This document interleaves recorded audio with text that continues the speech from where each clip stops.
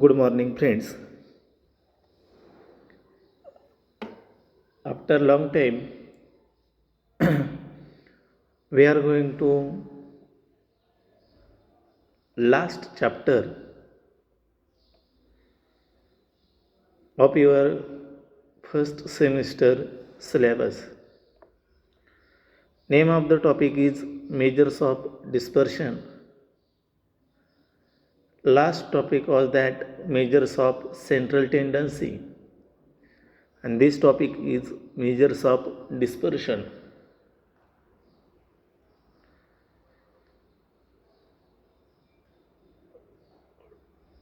Central टेंडन्सीचा अर्थ काय, डिस्पर्शनचा अर्थ काय, हे टोटली दोन डिफरंट कन्सेप्ट आहेत. सेंट्रल टेंडन्सी, सेंट्रल म्हटलं की मध्यभाग,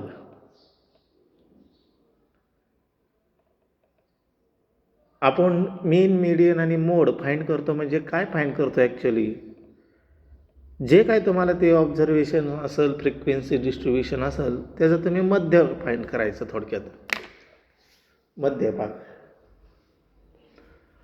आता मेजर्स ऑफ डिस्पर्शनमध्ये कसं आहे,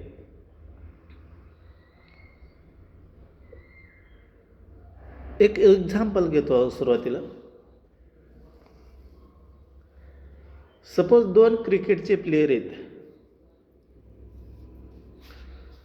आणि दोन प्लेयर सपोज 5 वेळा खेळलेले आहेत क्रिकेट, बॅटिंग केलेली आहे आणि त्यांनी वेगळे रन बनवले सपोज. आणि जर त्यांची तुम्ही सरासरी फाइंड करायला गेलात आणि जर सरासरी सारखी येत असेल तर ह्याच्यातून आपण कोणता प्लेयर चांगला हे सांगू शकत नाही, कारण दोघांची सरासरी सारखी आहे. उदाहरणार्थ दोन प्लेयर आहेत असं कन्सिडर करा. कॅपिटल ए आणि कॅपिटल बी नावाचा प्लेयर आहे. कॅपिटल ए नावाचा प्लेयर काय झाला, पहिल्या डावात 0वरच आऊट झाला आणि दुसऱ्या डावात 200 धावा केल्या त्याने. म्हणजे बघा, पहिल्या डावात 0 आणि दुसऱ्या डावात 200. आणि दुसरा प्लेयर आहे बी नावाचा प्लेयर, त्यांनी पहिल्या डावात 100 केल्या आणि दुसऱ्या डावात पण 100 केल्या.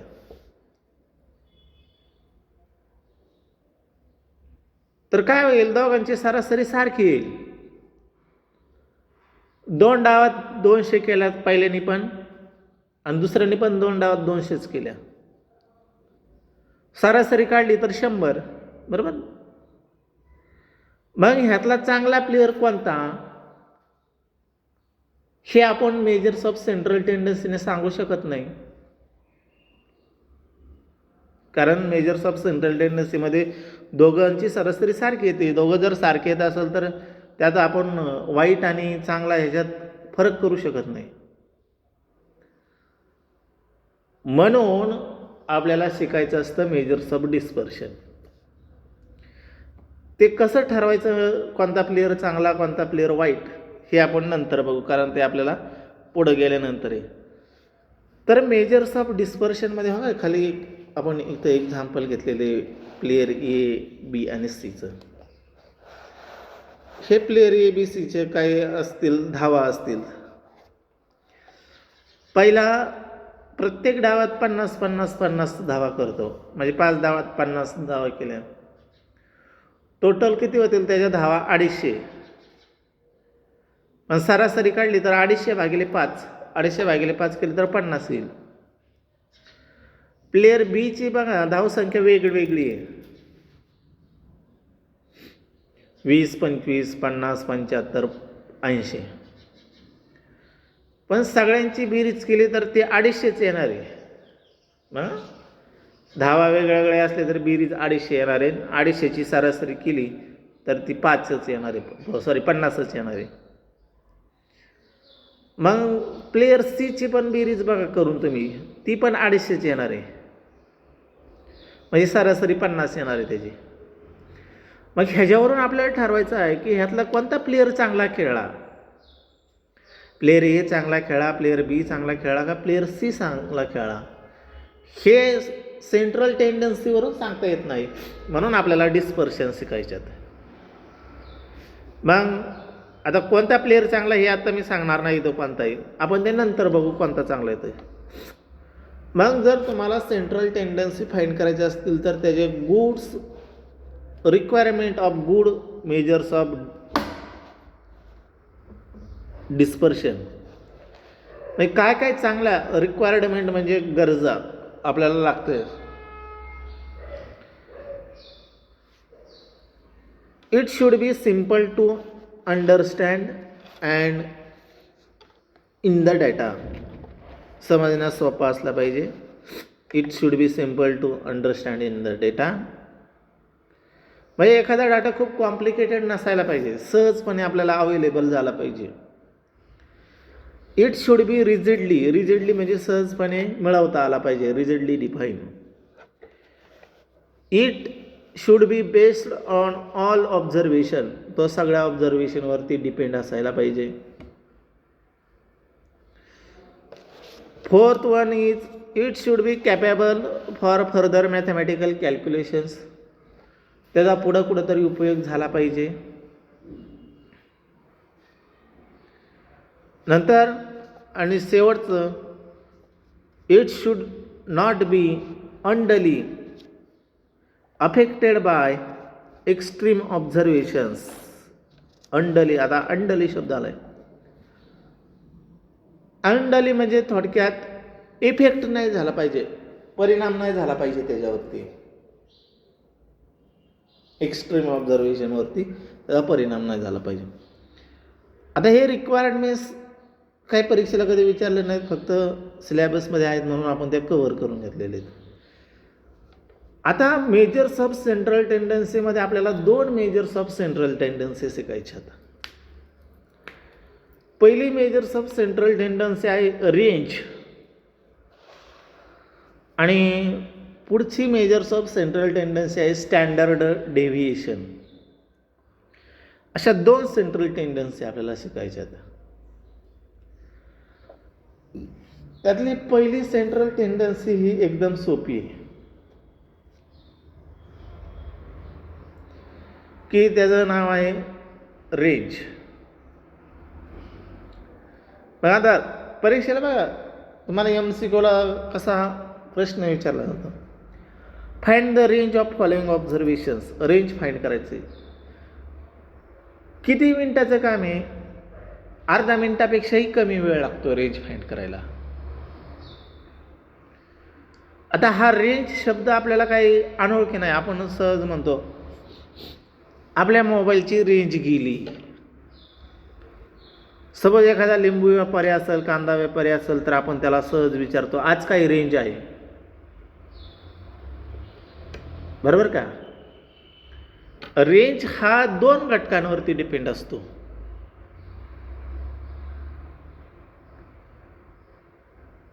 एक कमीत कमी व्हॅल्यू आणि जास्तीत जास्त व्हॅल्यू. आपण कांदा व्यापाऱ्याला विचारा रेंज काय, रेंज विचारलं तर तो काय सांगतो?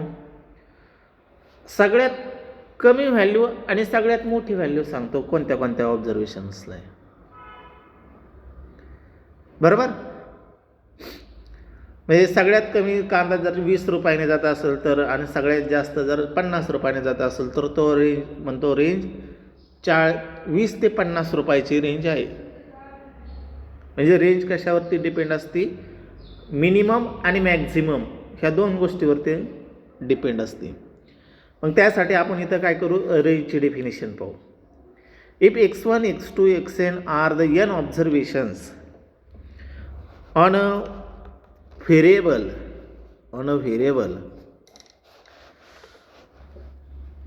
x, व्हेरिएबल x, आणि l म्हणजे काय तर बघा, l इज द लार्जेस्ट म्हणजे मोठा, l is the largest observation and s is the smallest observation.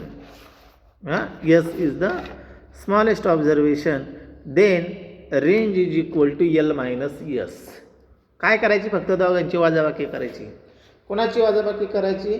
Largest आणि स्मॉलेस्ट ह्या दोघांची वजाबाकी करायची.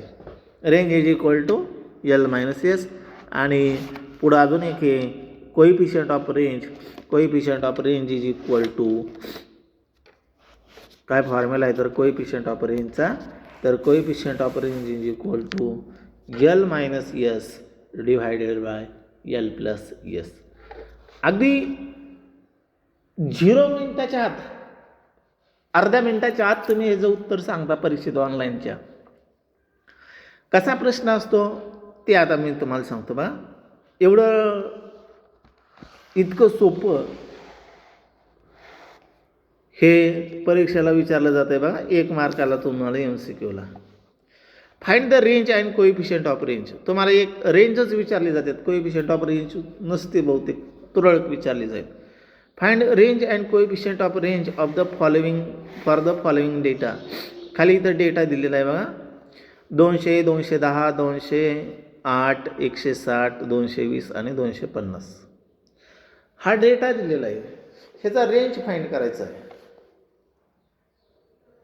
मग रेंज फाइंड करण्यासाठी काय लिहायचं, लार्जेस्ट आणि स्मॉलरेस्ट ऑब्झर्वेशन लिहायचं. हिअर लार्जेस्ट ऑब्झर्वेशन 250, सगळ्यात मोठी संख्या 250 आहे. Yes smallest observation, smallest observation ह्या 160 आहे. बरोबर. मग आपण याचा आता रेंज फाइंड करायचा. रेंजचा फॉर्म्युला वापरायचा. Range is equal to L minus S. L minus S म्हणजे 250 वजा 160 काय झालं 90. किती सोपं आहे रेंज फाइंड करायचं.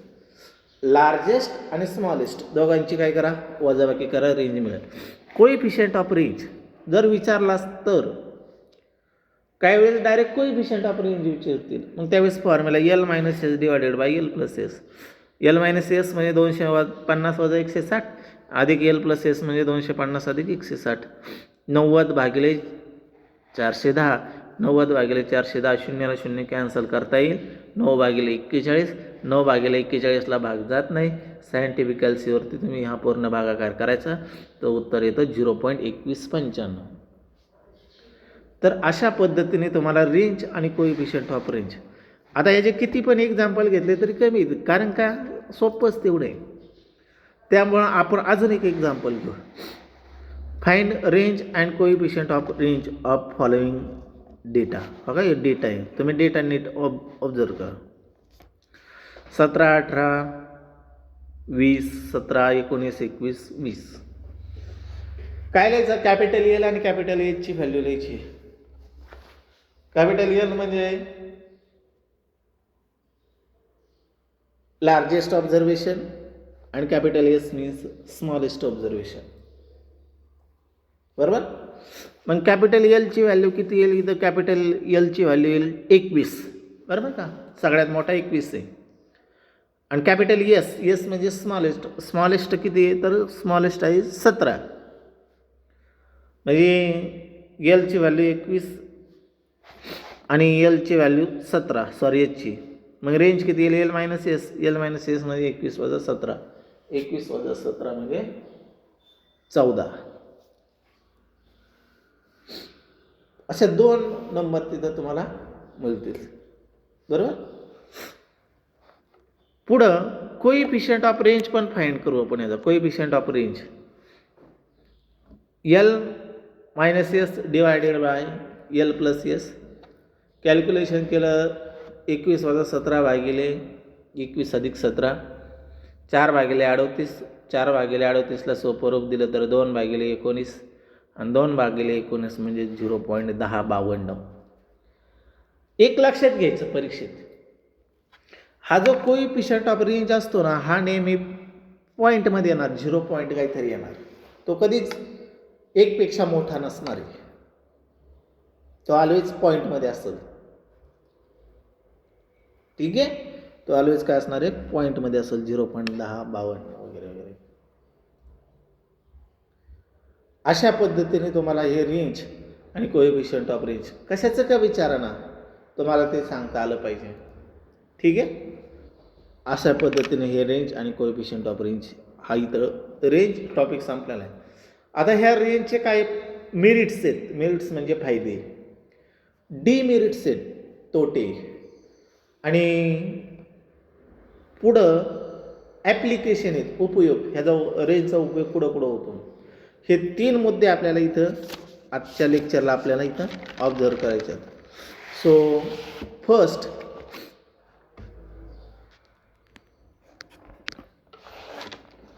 Merits of range.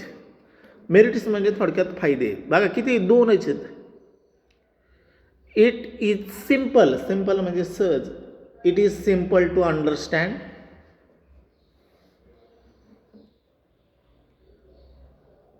And easy to calculate. म्हणजे समजण्यास सोपं आणि कॅल्क्युलेशनला पण सोपं. Simple to understand and easy to calculate.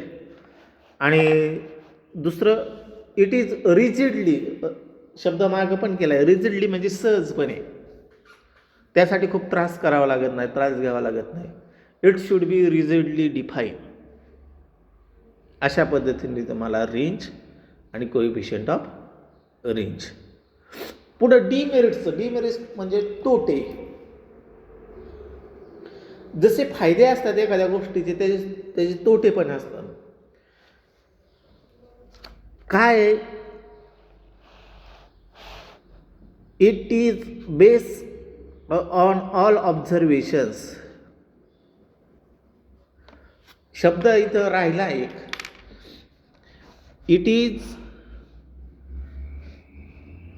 इथं शब्द राहिला, नॉट शब्द पाहिजे, sorry. It is not based on all observations. सगळ्या ऑब्झर्वेशनची आपल्याला गरज लागत नाही. कारण का? आपण सगळे ऑब्झर्वेशन बघतच नाहीत. आपण काय बघतो? मोठा आणि छोटा 2च बघतो ना. मधले काय आहेत आपल्याला गरज नाही मधल्यांची, काय असतात ते. It is not based on all observations. हा एक तोटा आहे. पुढं, it cannot be determined for frequency distribution with open end class. म्हणजे एखाद्या फ्रिक्वेन्सी डिस्ट्रीब्युशनमध्ये ओपन एंड शब्द असेल तर तिथं आपण रेंज फाइंड करू शकत नाही. ओपन एंड कधी असतात? Below 10, above 100. अबव 100 म्हणजे मॅक्झिमम आपल्याला माहिती नसतो. बिलो 10 म्हणजे मिनिमम आपल्याला माहिती नसतो. कळतंय का? मिनिमम आणि मॅक्झिममच माहिती नसेल, म्हणजेच लार्जेस्ट आणि स्मॉलेस्ट माहिती नसेल, तर आपण तिथं रेंज फाइंड करू शकत नाही. हे दुसरं रेंजचा तोटा आहे.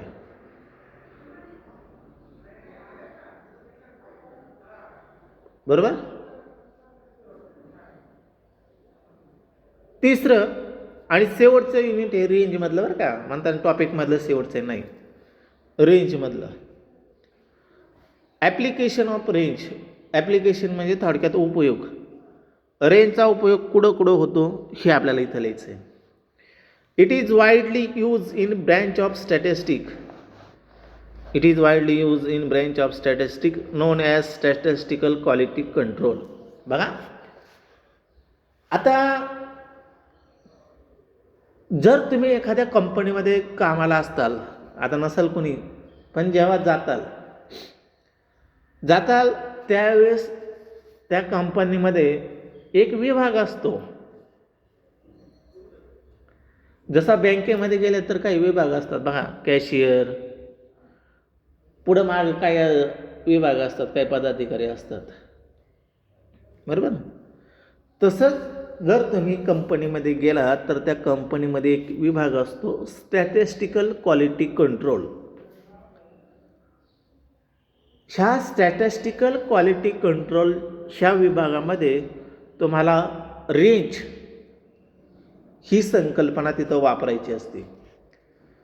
म्हणजे बघा, जर तुम्हाला कंपनीमध्ये जायचं असेल तर तिथं स्टॅटचा माणूस घेतला जातो, की जो स्टॅटिस्टिकल क्वालिटी कंट्रोल म्हणून जो विभाग आहे तो ह्या जो माणूस असतो स्टॅटचा, तो तिथं नेमणूक केलेली जाते, स्टॅटिस्टिकल क्वालिटी कंट्रोल. दुसरा उपयोग आहे the change in prices of shares, lowest and highest observation are use. म्हणजे शेअर बदलतो बघा, शेअर मार्केट असतं. आता शेअर मार्केट कधी खूप वाढतं, कधी ढासळतं. ते कशावरती डिपेंड असतं, तर ते आपल्या अर्थव्यवस्थेवरती डिपेंड असतं, बरोबर. मग हे शेअर मार्केट कधी कधी कमी जातात, कमी कधी खूप हायेस्ट जातात शेअर्स. मग दोघातला फरक फाइंड करण्यासाठी रेंज वापरली जाते. पुढे temperature of a certain place is recorded using maximum और मिनिमम व्हॅल्यू. बघा, तुम्ही जर बातम्या ऐकत असाल तर बातम्यामध्ये शेवटी तापमान, हवामानाचा अंदाज सांगितला जातो आणि ह्या तापमानामध्ये कमाल तापमान आणि किमान तापमान असे दोन तापमान सांगितले जातात. कमाल तापमान म्हणजे कमी तापमान आणि किमान म्हणजे जास्त तापमान, जास्तीत जास्त तापमान, असे दोन तापमान तुम्हाला तिथं फाईंड केलेले असतात. आणि मग टेम्परेचर जर मोजायचे असतील तर ह्या रेंजचा तिथं उपयोग होतो, मॅक्झिमम आणि मिनिममचा वापर करून. अशा पद्धतीने तुमचं रेंज आणि कोएफिशियंट ऑफ रेंज असं हे युनिट इथं आहे आणि ते इथं संपलेलं आहे. फक्त तुम्ही हे मेरिट्स जाऊ द्या, फक्त हे रेंज कसा फाइंड करायचा आणि कोएफिशियंट ऑफ रेंज कसं फाइंड करायचा हे लक्षात घ्या. दोन फॉर्म्युले लक्षात ठेवा आणि तुम्हाला ह्याच्यावरती एक्झाम्पल परीक्षेला विचारलं जाईल, नक्कीच 100% विचारलं जाणार. ठीक आहे. We are stop here today. Next लेक्चरला आपण स्टँडर्ड डेविएशन शिकू.